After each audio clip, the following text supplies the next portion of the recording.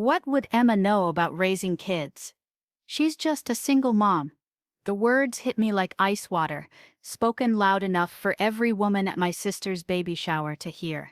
20 pairs of eyes turned toward me, some sympathetic, others curious to see how I'd react. I stood frozen by the gift table, my carefully wrapped present still in my hands, feeling smaller than I had in years. My name is Emma Rodriguez, and I'm 28 years old. 3 years ago, I thought I had it all figured out. I was married to Jake, living in a cozy suburban home, working as a graphic designer, and planning our future family. We'd been trying for a baby for 2 years when I finally got pregnant with Lily. I'll never forget the day I told Jake I had planned this elaborate surprise. His favorite dinner, candles, a tiny pair of baby shoes, placed next to his plate. When he saw them, his face didn't light up the way I'd imagined in all my daydreams. Instead, he went pale. "Are you sure?" he asked, and something in his voice made my stomach drop. "I took 3 tests," I whispered, suddenly feeling like I was apologizing for something wonderful.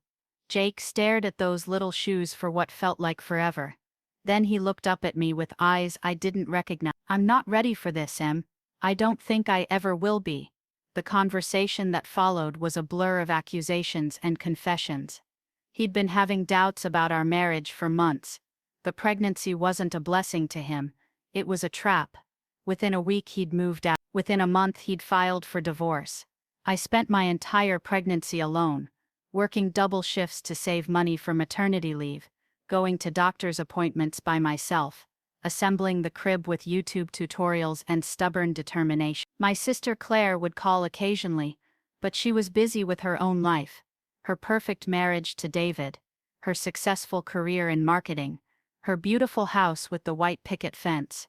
When Lily was born, Jake showed up at the hospital. He held her for exactly 10 minutes, signed the birth certificate, and then disappeared from our lives completely. He sends a check every month, court-ordered child support, but he's never asked to see her, never called on her birthday, never acknowledged that he has a daughter walking around in the world with his eyes and his stubborn chin. Claire visited once when Lily was a newborn. She held her niece awkwardly, like she was afraid she might break her, and spent most of the visit talking about her own life, her promotion, her new car, the vacation she and David were planning to Europe. "You're so brave," she said as she was leaving, and it sounded more like pity than admiration. "I don't know how you do it all alone." That was the last time she'd visited. Our relationship had always been complicated. Claire was 2 years older, and had always been the golden child, straight A's, prom queen, full scholarship to college. I was the artistic one, the dreamer, the one who colored outside the lines. Our parents had always made it clear who they thought would make something of herself. When Claire got engaged to David 3 years ago, I was her maid of honor. I stood beside her in a dress that cost more than my monthly rent, smiling and pretending I wasn't dying inside from my own recent divorce. The whole wedding felt like a performance of perfection that I could never live up to. Since then, our interactions had been limited to obligatory holiday gatherings and social media comments. She'd post pictures of her perfectly decorated home, her romantic date nights with David, her promotion celebrations. I'd post pictures of Lily's first steps, her finger paintings, our Saturday morning pancake adventure. Claire would sometimes like my posts, but she never commented, never asked how we were doing. The invitation to her baby shower had surprised me. It was formal, printed on expensive cardstock, addressing me as Emma Rodriguez and guest. I didn't have a guest to bring, but I wasn't about to miss celebrating my future nephew or niece. Lily is my everything. At 2.5 years old, she has wild curly hair that refuses to stay in ponytails, Jake's bright blue eyes and a laugh that could light up the darkest room. She's fearless and curious, always asking why mama, about everything from why the sky is blue to why some kids have daddies and she doesn't. That last question breaks my heart every time. I've practiced my answer in the mirror. "Some families look different, baby girl. You have a mama who loves you more than all the stars in the sky, and that's what matters." She usually accepts this with the resilience that amazes me about children. But sometimes I catch her watching other families at the park with a longing that makes me want to cry. Lily is the reason I get up every morning, the reason I work so hard, the reason I've rebuilt my life from the ground up. She doesn't see me as just a single mom. To her, I'm Mama, the one who makes her breakfast and reads her bedtime stories, who kisses her scraped knees and celebrates her victories, who works all day and still has energy to build blanket forts at night. Every decision I make is filtered through one question: what's best for Lil? That's why I stayed in our small apartment instead of moving back in with my parents. I wanted her to have stability, her own space, her own home. That's why I took on freelance projects in the evenings after she went to bed, building up my savings and establishing my independence. That's why I swallowed my pride and bought that expensive baby shower gift for my sister, because I wanted Lily to grow up knowing her extended family, even if that family didn't always understand our life. The night before the baby shower, Lily helped me wrap Claire's gift. Her little hands tried to smooth the ribbon while I tied the bow. "Is this for the baby in Aunt Claire's tummy?" she asked, patting the box gently. "Yes, sweetie, your new cousin. Will the baby want to play with me someday when they're big?" She nodded seriously, then looked up at me with those impossibly blue eyes. "Mama, why don't we have any babies in our tummy?" The question caught me off guard, as her questions often did. "Well, babies are a lot of work, and right now I have my hands full taking care of the most wonderful little girl in the world." She giggled and threw her arms around my neck. "I love you, Mama. I love you too, baby girl. More than you'll ever know." As I tucked her into bed that night, I thought about how much I wanted Claire's baby to know Lily, to grow up understanding that families come in all shapes and sizes, that love isn't measured by the number of parents in a household, but by the depth of commitment and care. The past 3 years have been a masterclass in survival and resilience. After Jake left, I had to completely rebuild my life while growing a human being inside. I remember those early days so clearly, the morning sickness that lasted all day, the exhaustion that felt like carrying weights on my shoulders, the fear that kept me awake at night wondering how I was going to manage everything alone. But I did manage. I started freelancing from home when Lily was 6 weeks old, taking on logo designs and website projects during her naps and after bedtime. My dining room table became my office, covered with sketches and color swatches, and my laptop that had seen better days. Some nights I'd work until 2 a.m., then wake up at 6 a.m. when Lily needed her bottle, running on determination and too much coffee. The first year was the hardest. Lily was a good baby, but she was still a baby. She needed constant attention, I learned to work with her sleeping on my chest, to take client calls while bouncing her on my hip, to be creative with nap time productivity. Every milestone felt like a victory. The first time I made enough in a month to cover all our expenses without touching Jake's child support check, I cried with relief. Slowly, steadily, things got better. My client base grew through word of mouth and online network. I started specializing in branding for small businesses, work that I genuinely loved. I moved Lily to a wonderful daycare run by Mrs. Patterson, a grandmother figure who treated all her kids like they were her own grandchildren. Lily thrived there, making friends and learning to share and developing the social skills that I worried she might miss as an only child. By Lily's 2nd birthday, we had established our routine. I'd drop her off at daycare at 8 a.m., work from a local coffee shop until 3 p.m., better Wi-Fi than our apartment, and unlimited refills, pick her up and spend the evening being present with her. Playground visits, library story time, simple dinners at our tiny kitchen table. After she went to bed, I'd work for a few more hours on projects that required concentration. We weren't wealthy, but we were stable. We had our own traditions. Saturday morning pancakes shaped like animals, Sunday afternoon walks in the park, bedtime stories where Lily got to choose the ending. Our apartment was small but cozy, filled with her artwork and our shared life. I'd painted her bedroom walls with clouds and rainbows, spent a weekend building her a reading nook in the corner with cushions and fairy lights. The loneliness was the hardest part. Not just romantic loneliness, though that was real too. I missed having another adult to share the daily victories and concerns. I missed having someone to spell me when I was sick or exhausted. I missed having a witness to Lily's milestones, someone else who would remember her first word or the way she danced to music. but I also discovered strengths I didn't know I had. I learned to fix a running toilet and unclog a drain. I learned to negotiate with clients and stand firm on my rates. I learned to trust my instincts as a mother, to ignore the well-meaning advice that didn't fit our life. I learned that I could be both provider and nurturer, both disciplinarian and comfort giver. My social circle changed dramatically. Most of my married friends drifted away, not out of malice but out of the natural evolution that happens when lives go in different directions. I found new friends at the playground and daycare pickup, other single mothers who understood the specific challenges of our situation. We'd text each other for everything from "is this rash normal?" to "can you watch Lily for an hour while I go to this work meeting?" 6 months ago I took the biggest professional leap of my life. One of my regular clients offered me a part-time position with their marketing team. Steady income, health benefits, the security I'd been craving. It meant less flexibility but more stability. Most importantly, it meant I could start saving for Lily's future, maybe even buy us a small house someday. The offer came with one condition: I'd need to be in their office 3 days a week. Mrs. Patterson assured me that the daycare could accommodate the longer hours, and Lily seemed excited about spending more time with her friends, but the decision still felt momentous. It meant admitting that our bootstrap existence, while successful, had reached its limit. It meant accepting help, accepting that I couldn't do everything alone. I accepted the position, and it's been life-changing. Having colleagues again, adult conversation during the day, a steady paycheck that allows me to plan beyond next month.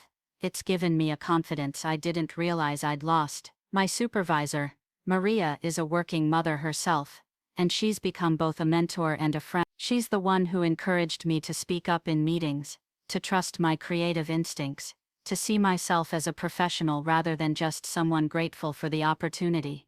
2 weeks before Claire's baby shower, I got my first performance review at the new job. Maria's feedback was glowing. She talked about my creativity, my reliability, my unique perspective on client needs. She mentioned the possibility of promotion to senior designer by the end of the year. Walking out of that meeting, I felt something I hadn't experienced in years: pride in myself that wasn't tied to being Lily's mother. Don't get me wrong, being her mother is the most important thing I'll ever do. But that day, I remembered that I'm also Emma, a talented designer, a valued colleague, a woman who's built something meaningful from nothing. That night I told Lily about my good day at work while we made dinner together. Mama's boss said she's really good at her job, I explained, letting her add cheese to our quesadillas.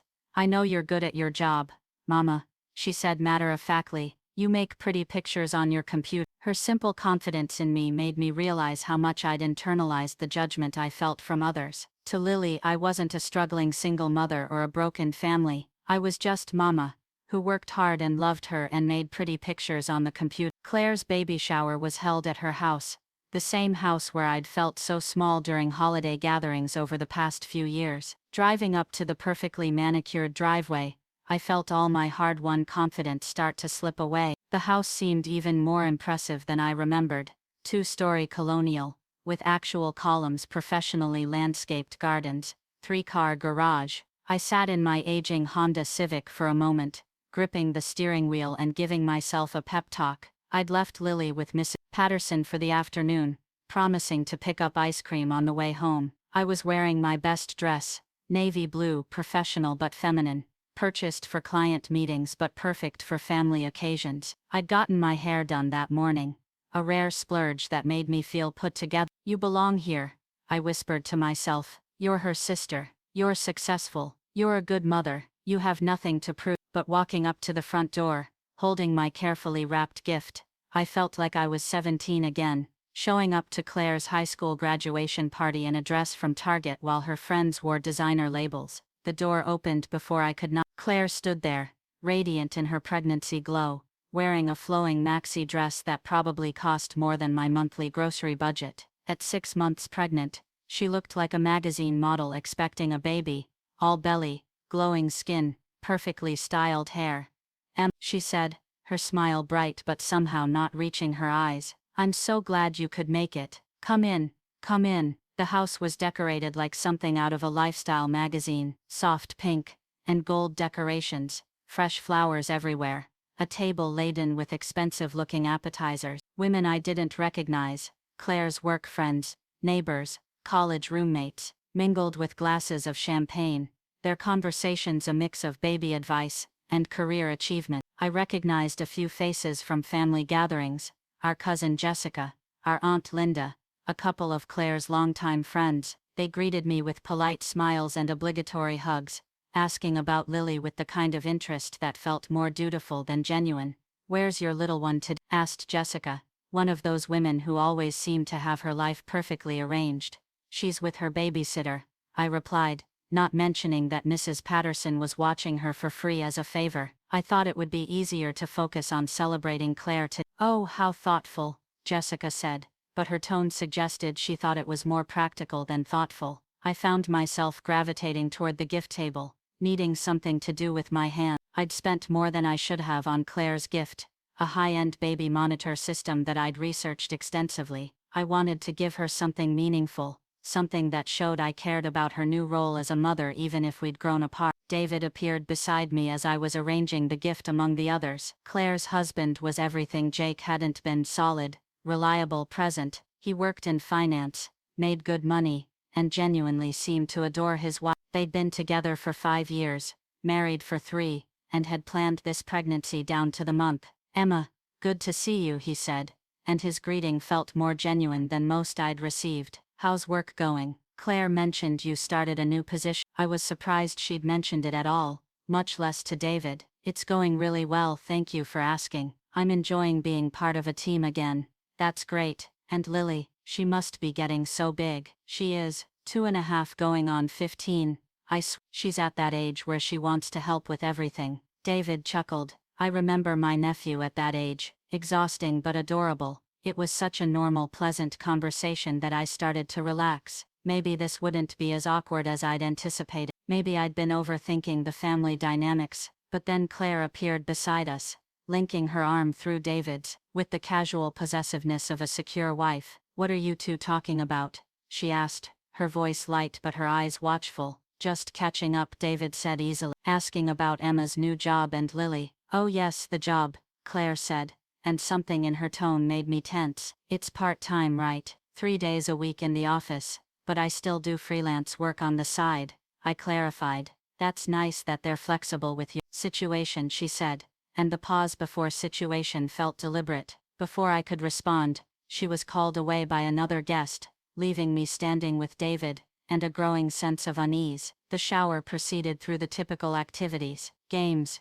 gift opening, cake cutting. I participated politely, laughed at the appropriate moments, and tried to ignore the way some of Claire's friends seemed to look right through me when I spoke. During the gift opening, Claire held up my baby monitor with genuine appreciation. "This is perfect, Emma. Thank you so much." David and I were just talking about getting a good monitoring system. For a moment, I felt included, valued. My gift had hit the mark. I'd contributed something meaningful to her preparation for motherhood. But as the afternoon wore on, I found myself increasingly aware of the conversations happening around me. Talk of nannies and private schools, of maternity leave policies at high-paying jobs, of husbands taking paternity leave to help with the transition. It wasn't intentionally exclusionary, but it highlighted just how different my experience had been. When one of Claire's work friends mentioned the challenge of finding reliable childcare, I thought I might contribute something useful. "Mrs. Patterson, who watches Lily, has been such a blessing,"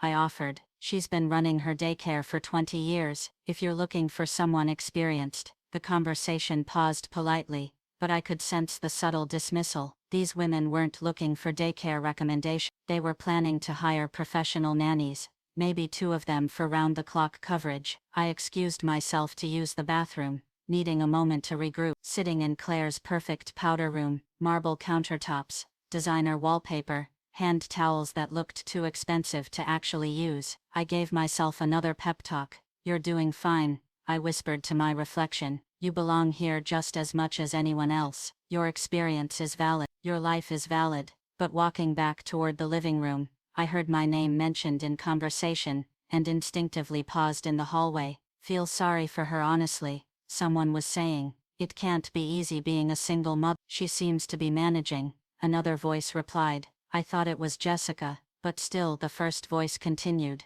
It's not the same as having a real family. That little girl is going to grow up without a father figure. I felt my cheeks burn with embarrassment and anger. They were talking about my life, my daughter, our family as if we were some kind of tragedy to be pitied. I took a deep breath and walked back into the room, holding my head high. If they wanted to judge my life, they could do it to my face. The moment that changed everything came during what should have been the most innocent part of the afternoon. Claire was opening the last few gifts, surrounded by a sea of pastel wrapping paper and cooing admirers. Someone had given her a beautiful baby book, and the conversation turned to documenting milestones and preserving memories. "Oh, you absolutely must start a baby journal," gushed one of her friends, a woman named Patricia who had introduced herself as Claire's college sorority sister. "I documented everything with my children, first smiles, first words, first steps. It's so important to capture every moment." "I definitely plan to," Claire said, stroking her belly. "David and I want to make sure we don't miss anything." "It's easier when you have a partner to help notice things," added another friend. "Two sets of eyes are better than one." I felt an uncomfortable prickle at the comment, but I tried to shake it off. They weren't necessarily talking about me. Not everything was about my situation. But then Patricia continued, "I can't imagine trying to document everything as a single parent. You'd be so overwhelmed with just surviving day to day that you'd probably miss half the milestones." The room went quiet for a moment, and I felt those familiar eyes turning toward me. My cheeks heated, but I tried to keep my expression neutral. "Actually," I said carefully, "I think single parents might be even more aware of milestones, because we're so present for everything. I have videos of all of Lily's firsts." Patricia smiled, but it wasn't kind. "Well, that's sweet, but it's different when you have a real support system, isn't it?" The words hung in the air like smoke. A real support system. The implication was clear. What I had wasn't real, wasn't enough, wasn't valid. Claire laughed nervously. "Patricia, I'm sure Emma has plenty of support." But the damage was done. I could feel the judgment in the room, the pity mixed with superiority. These women saw me as less than, as incomplete, as a cautionary tale of what happens when life doesn't go according to plan. I stood up, needing air, needing space. "I'm just going to get some water," I mumbled, heading toward the kitchen. But as I was walking away, I heard Claire's voice, probably meant to be supportive but somehow making everything worse. "Don't mind them," she called after me, loud enough for everyone to hear. "They don't understand what it's like. They all have husbands to help them." I stopped walking, my hand on the kitchen doorframe. Something in her tone, that particular mix of pity and condescension, made my skin crawl. I turned back toward the group, trying to keep my voice steady. "I'm sorry, what do you mean by that?" Claire looked surprised that I'd responded. "Oh, nothing. Just that, well, you know, it's different for you." "Different how?" The room had gone completely silent now. 20 pairs of eyes watching this exchange, waiting to see what would happen next. Claire shifted uncomfortably in her chair, one hand on her belly. "Emma, don't be so sensitive. I just meant that parenting is easier when you have a partner. That's all." "So because I don't have a husband, parenting is harder for me?" "Well, yes, obvious." Claire's voice had taken on that patronizing tone I remembered from childhood, the one she used when she thought she was stating something obvious that I was too naive to understand. "And that makes me what, exactly? A lesser parent?" "No one said that," Claire said quickly, but her eyes darted around the room seeking support from her friends. That's when Patricia decided to jump back in, clearly enjoying the drama she'd started. "Emma, honey, no one's judging you. We're just saying that raising a child alone, well, it's not ideal. Children need father figures. They need stable homes with two parents. It's just biology."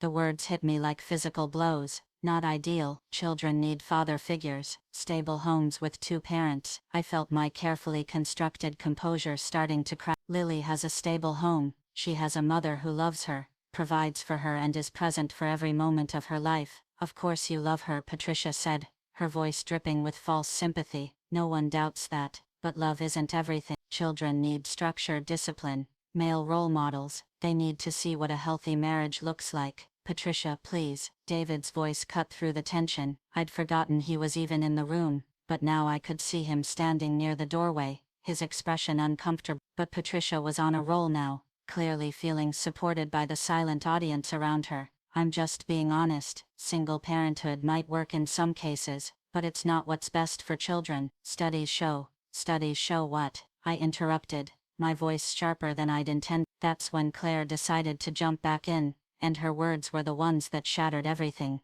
Emma, calm down. Patricia's not trying to hurt your feelings. We all know you're doing your best under the circumstances, but you have to admit, it's not the same as having a real family. What would you know about the challenges of married parenthood anyway? You're just a single mom. Just a single mom. The words echoed in the suddenly silent room. Just a single mom. As if those 3 words defined everything about me, reduced my entire existence to a category, a limitation, a failure. Just a single mom. As if I hadn't built a life from scratch after my husband abandoned us. Just a single mom. As if I hadn't worked 18-hour days to provide for my daughter while giving her all the love and attention she needed. Just a single mom. As if the family Lily and I had created wasn't real, wasn't valid, wasn't an. I stood there, frozen, feeling smaller than I had since those early days after Jake left. Every insecurity I'd worked so hard to overcome came flooding back. Every doubt I'd had about my worth as a parent, as a woman, as a person. The gift I'd bought sat on the table among all the others, and suddenly, it felt like charity, like I'd been trying to buy my way into a club that would never accept me. I could feel tears threatening, and I knew that if I cried now, in front of these women, it would confirm everything they believed about me, that I was unstable, emotional, unable to handle adult conversations or criticism. That's when David stood up. Actually, Claire, David said, his voice cutting through the silence like a blade, Emma knows more about parenting than most people in this room. Every head turned toward him. Claire's mouth fell open in shock. David rarely spoke up during these social gatherings, preferring to stay in the background while Claire held court. David, Claire said carefully, what are you talking about? He moved to the center of the room, his presence suddenly commanding in a way I'd never seen before. I'm talking about the fact that Emma has been raising a happy, healthy, brilliant little girl completely on her own for 3 years. I'm talking about the fact that she's built a successful career while being a full-time mother. I'm talking about the fact that she's done all of this without any help from the man who should have been her partner. Patricia opened her mouth to interrupt, but David held up his hand. I'm not finished, he said firmly. You want to talk about what children need? Let me tell you what I've observed about Lily during family gatherings. She's confident, articulate, well-behaved, and clearly loved. She doesn't cling to her mother or act out for attention.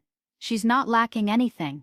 He turned to face Claire directly. And you want to know what I think about Emma's qualifications to give parenting advice? I think the woman who has been doing it successfully, alone for 3 years, might have more practical knowledge than someone who hasn't even changed a diaper yet. The silence in the room was deafening. Claire's face had gone white, then red, then white again. David, you're embarrassing me, she whispered. No, he said, his voice getting stronger. You embarrassed yourself. You embarrassed your sister. You embarrassed everyone in this room with your cruelty. He looked around at the other women, his gaze settling on Patricia. And you, he said, pointing at her. You don't know anything about Emma's situation, but you felt qualified to tear apart her family and her parenting in front of a room full of people? What kind of person does? Patricia sputtered. I was just expressing my opinion based on research. Your opinion is ignorant and cruel, David cut her off, and your research is selective. There are plenty of studies showing that children from single-parent homes can be just as successful and well-adjusted as children from two-parent homes. The determining factor isn't the number of parents, it's the quality of parenting.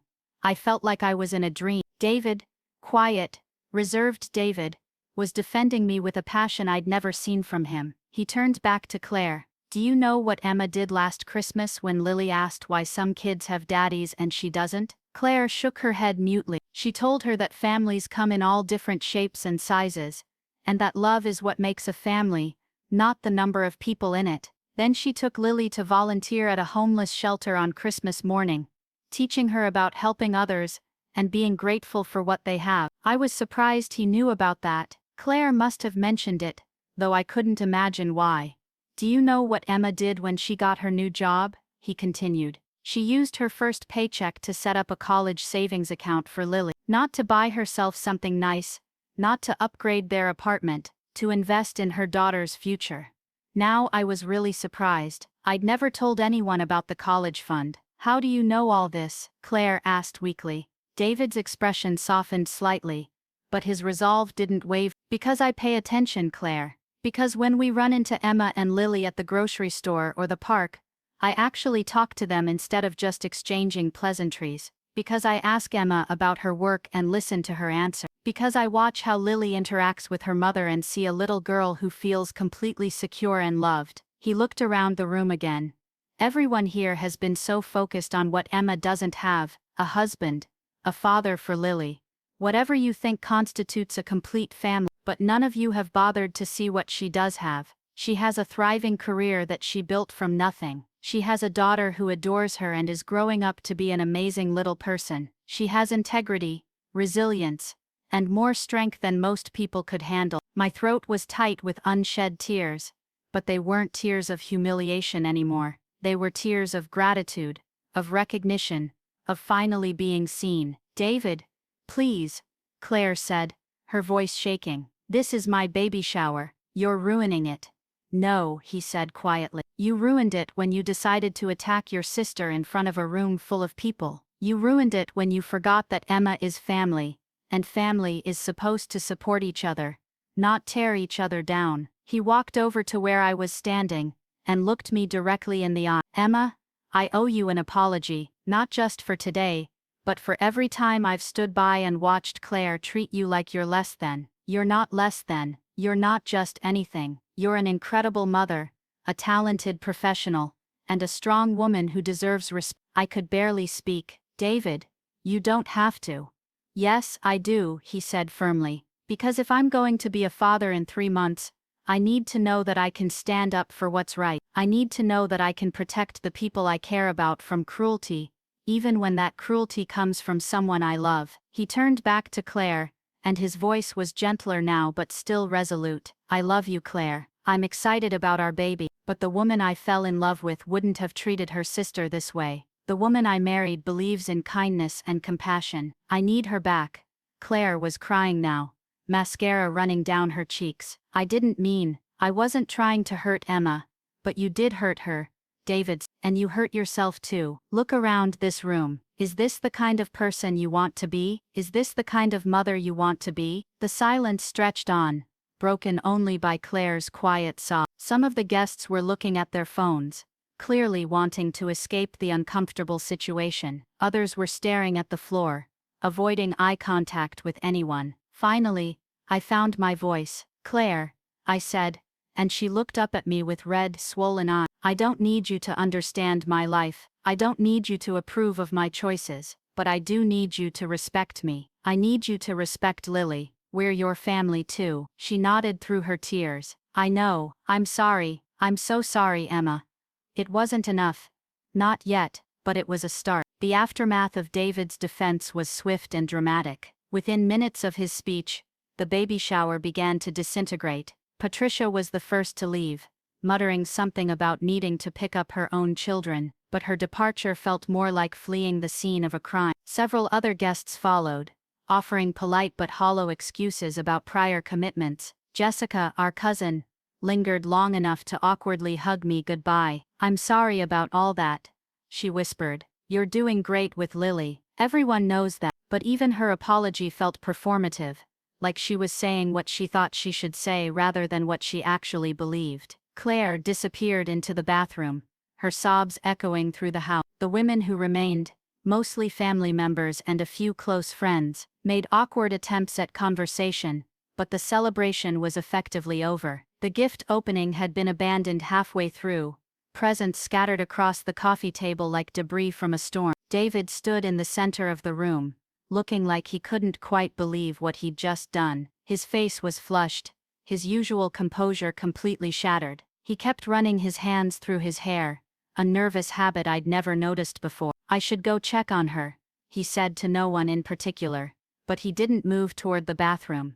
Give her a minute, suggested Aunt Linda, who had been watching the entire scene with the detached fascination of someone observing a car accident. She needs to process this. I felt like I was watching everything from outside my body. The woman I'd been an hour ago, nervous, apologetic, trying so hard to fit in, seemed like a stranger. David's words had changed something fundamental in how I saw myself, how I understood my place in this family, in the world. But with that clarity came a crushing weight of exhaustion. The adrenaline that had carried me through the confrontation was ebbing, leaving behind a bone-deep tiredness that made me want to curl up somewhere dark and quiet. I should go, I said, looking around for my purse. Emma, wait, David said, finally focusing on me again. Don't leave like this. Claire needs to. We need to talk this through. I found my purse on the kitchen counter, next to a plate of untouched finger sandwiches. No, I said quietly. She needs to think about what happened here today, and I need to go home to my daughter.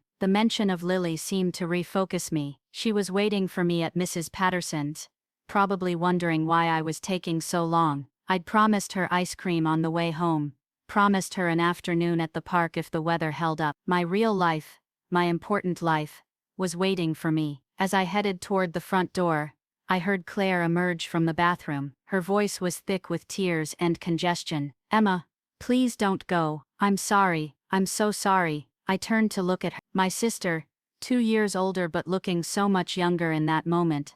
Her perfect makeup ruined, her perfect party destroyed. Part of me wanted to comfort her, to smooth things over the way I always had when we were children, but a larger part of me knew that would be a mistake. I know you're sorry, I said, but sorry doesn't undo what you said. Sorry doesn't erase the fact that you think so little of my life, my family, my choices. I don't think little of your life, she protested. I think you're amazing. I've always thought you were amazing. Then why did you let your friends say those things about me? Why did you agree with them? Why did you call me just a single mom like it was something shameful? She opened her mouth to respond, then closed it again. The truth was written all over her face. She had thought it was shameful. Maybe not consciously, maybe not maliciously, but some part of her had always seen my situation as pitiable, as less than, as something to be explained away or defended rather than celebrated. I don't know, she whispered finally. I don't know why I said that. David stepped closer to his wife, but his eyes remained on me. Claire's been under a lot of stress with the pregnancy, he said, and I could hear him trying to find a way to excuse her behavior. The hormones, the pressure of becoming a parent for the first time. Don't, I said firmly. Don't make excuses for her. She's a grown woman, and she's responsible for her words. The remaining guests were finding reasons to leave now, the tension in the room too thick to ignore. Aunt Linda pressed a quick kiss to my cheek as she headed for the door. You handled that with more grace than I would have, she murmured. Your mother would be proud. The mention of our mother, who had died 5 years ago from cancer, hit me unexpectedly hard. Mom had always been the mediator between Claire and me, the one who smoothed over our differences, and reminded us that family was forever. What would she think of this moment? What would she say to both of us? I thought I knew. She would tell Claire that cruelty was never acceptable, no matter what stress she was under, and she would tell me that forgiveness was important, but it had to be earned, not just expected. I'm going home, I said again, this time with finality. Claire took a step toward me. When can we talk? When can I? How do I fix this? I looked at her for a long moment.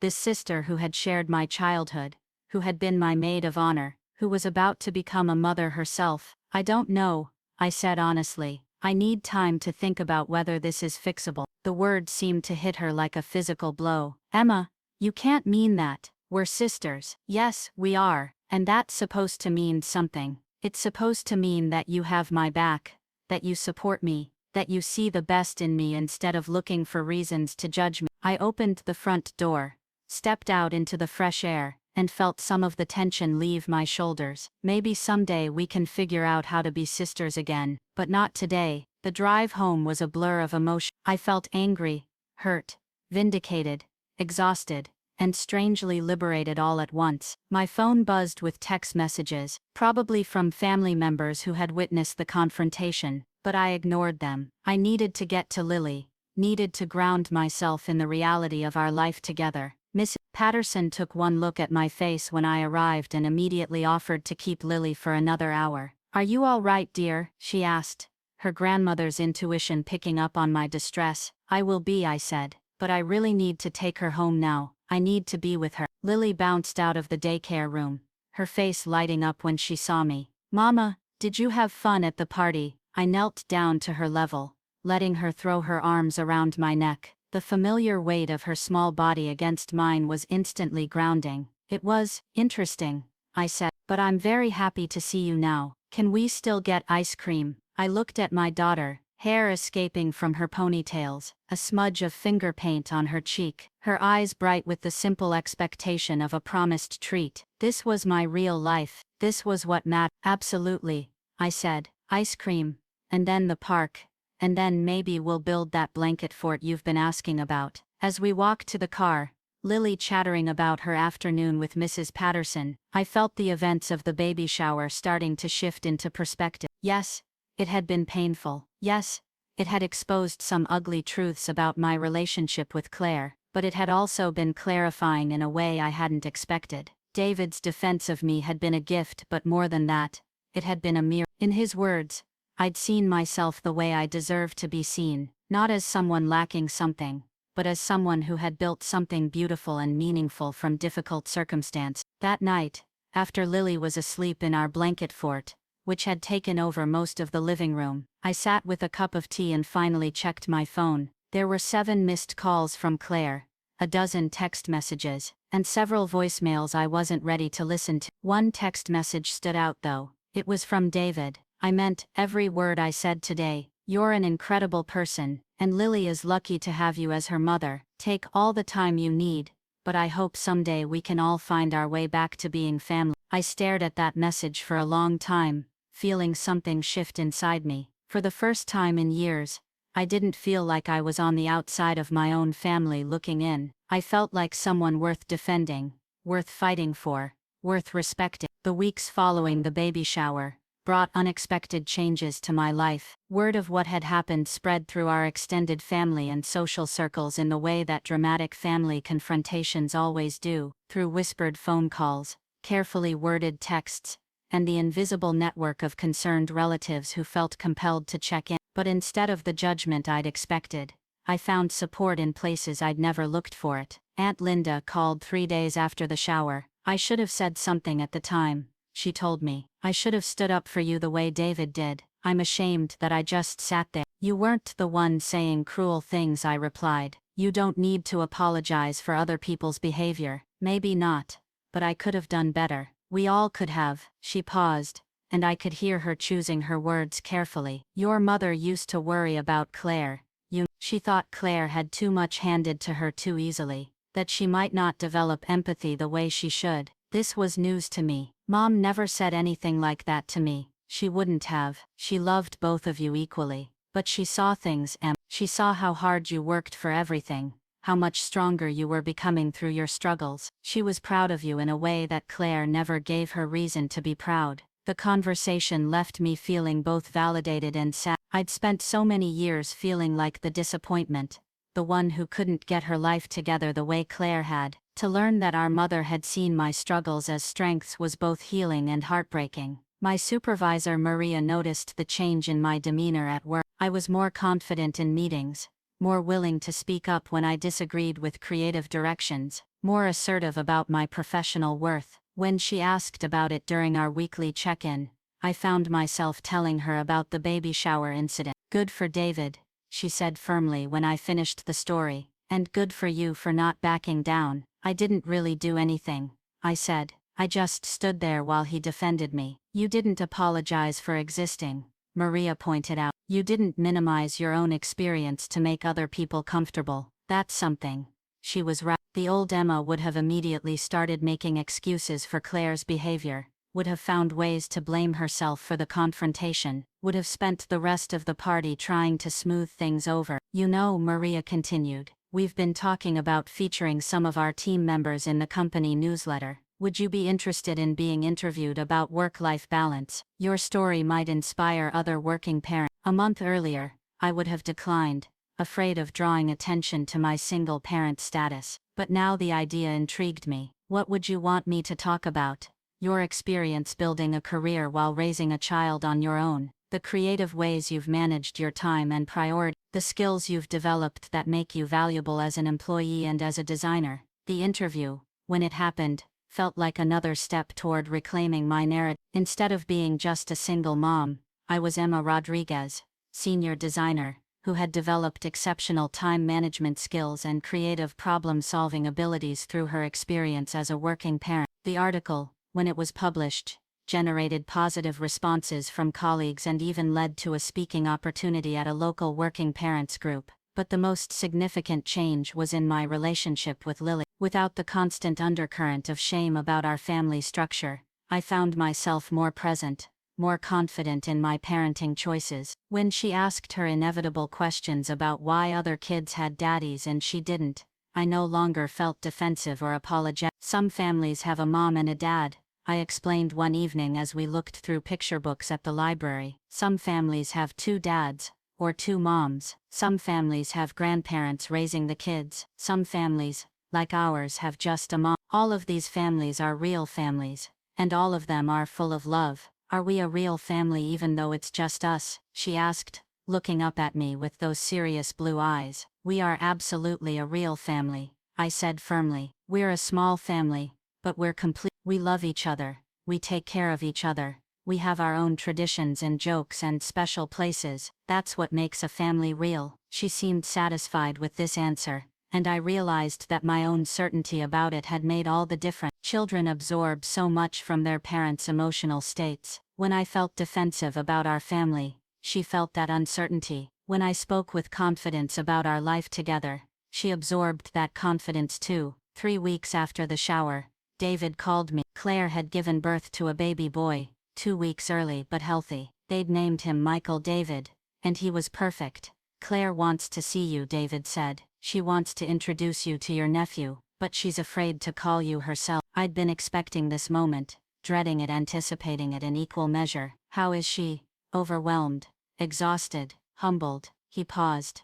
Being a parent it's harder than we expected. I keep thinking about what you said at the shower, about doing all of this alone. I don't know how you managed it. You figure it out as you go, I said. That's all any of us can do. Will you come to meet Michael? I looked across the room at Lily, who was playing with her dollhouse, completely absorbed in creating elaborate storylines for her toy family. Can I bring Lily? Of course. Claire's been hoping you would. The visit to the hospital was awkward at first. Claire looked fragile in her hospital bed, her hair limp, her face puffy from lack of sleep and the stress of new motherhood. But when she saw Lily, her face lit up with genuine joy. Lily, come meet your cousin Michael. Lily approached the hospital bed with the cautious curiosity of a 2-year-old encountering a newborn. He's so little, she whispered, staring at the tiny bundle in Claire's arms. You were this little once, I told her. All babies start out this small. Can I touch him? Claire looked at me questioningly, and I nodded, very gently. Just touch his hand. Lily reached out one small finger, and brushed it against Michael's tiny fist. His fingers instinctively curled around hers, and she gasped with delight. Mama, look, he's holding my hand. I see that. You're going to be a wonderful big cousin. For a few minutes we all focused on the baby, admiring his tiny features and marveling at his perfect fingers and toes. The tension in the room eased as we bonded over this new life, this shared joy. But then Lily got restless, and wandered over to the window to look at the parking lot below, and Claire and I were left facing each other across the silence that had grown between us. Emma, she said quietly, I don't know how to apologize for what I said at the shower. I don't know how to take it back. You can't take it back, I said simply, but we can decide what happens next. She was crying again, but these tears seemed different from the dramatic sobs at the shower. These were quieter, more genuine. I was so wrong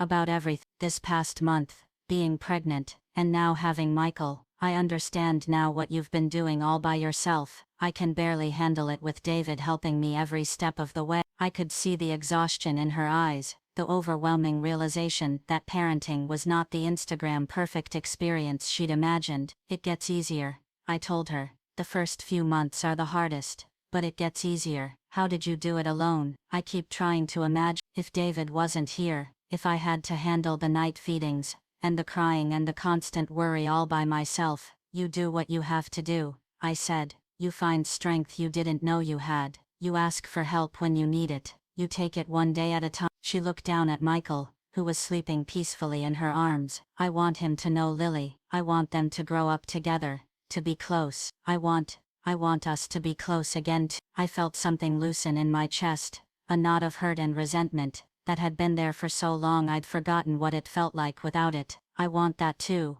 I said honestly, but things have to be different between us. I know they. She looked up at me, and I could see she was struggling to find the right words. I think I was jealous of you. This surprised me. Jealous of me. Why? Because you're so strong, because you've been through something terrible and you came out of it stronger instead of broke. Because Lily adores you in this pure, uncomplicated way. Because you know who you are. I stared at her, trying to process this confession. Claire, you have everything. The perfect marriage, the perfect house, the perfect career, perfect on the outside, she said soft, but I've never been tested the way you have. I've never had to prove to myself that I could handle real hardship. Sometimes I wonder, if something happened to David, if I had to do this alone, would I be strong enough? Looking at my sister in that moment, vulnerable, exhausted, holding her newborn son, I saw her clearly for perhaps the first time, not as the perfect older sister,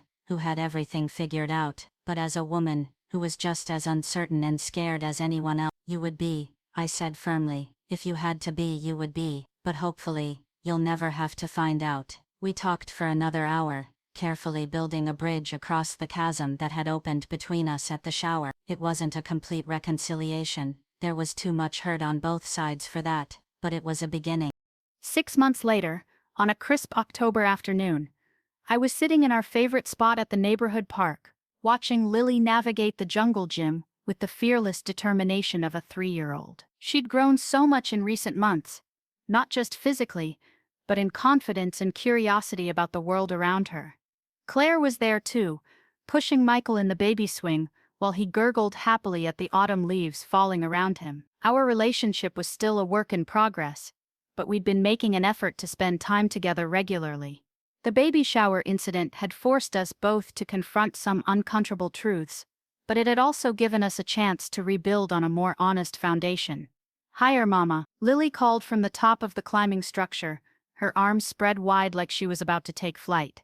"Be careful, baby girl," I called back, but I wasn't really worried. She was cautious in her fearlessness, if that made sense, always testing her limits, but never exceeding her abilities. A woman I didn't recognize sat down on the bench next to me, an older lady with kind eyes and silver hair. Her granddaughter, who looked to be about Lily's age, was playing on the swings nearby. "Is that your daughter?" she asked, nodding toward Lily, who was now hanging from the monkey bars with intense concentration. "Yes, that's Lily. She's quite the little athlete, very confident." I smiled, feeling that familiar warmth that came from watching other people appreciate my daughter. "She is. She's not afraid of much." We sat in comfortable silence for a moment, both of us watching our children play. Then the woman spoke again. "I hope you don't mind me saying this, but I've been watching you two together, and it's lovely to see. The way she looks at you, the way you respond to her, you can tell she feels completely secure and loved." Something in her tone made me look at her more closely. "Thank you. That means a lot. I raised my son as a single mother," she said quietly. "Back in the 70s, when it was even less accepted than it is now. People used to say the most awful things, that he'd be damaged, that he needed a father figure, that I was being selfish by not remarrying for his sake." My breath caught. That must have been incredibly difficult.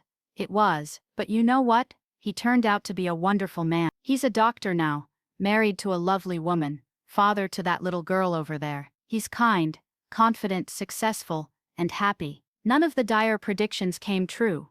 She turned to look at me directly. "Sometimes I think children who are raised by single parents, who truly love them, end up stronger than children from two-parent homes where the love is diluted by conflict or resentment. Your daughter has all of your attention, all of your love, all of your energy focused on her. That's not a disadvantage. That's a gift." I felt my throat tighten with emotion. "Some people don't see it that way. Some people are foolish," she said firmly. "I can see from here that you're raising a confident, happy child. Trust me, I've been around long enough to recognize the signs." Just then Lily came running over, slightly out of breath from her playground adventures. "Mama, I went across all the monkey bars. Did you see?" "I saw. You're getting so strong. She climbed onto my lap, still warm and slightly sweaty from playing. Can we come back tomorrow?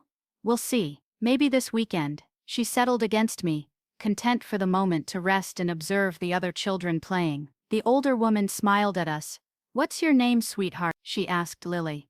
Lily Rodriguez, my daughter replied politely. I'm 3 years old. It's very nice to meet you, Lily. I'm Mrs. Chen, and that's my granddaughter Emma over there. Lily perked up with interest. Her name is Emma too? Like my mama?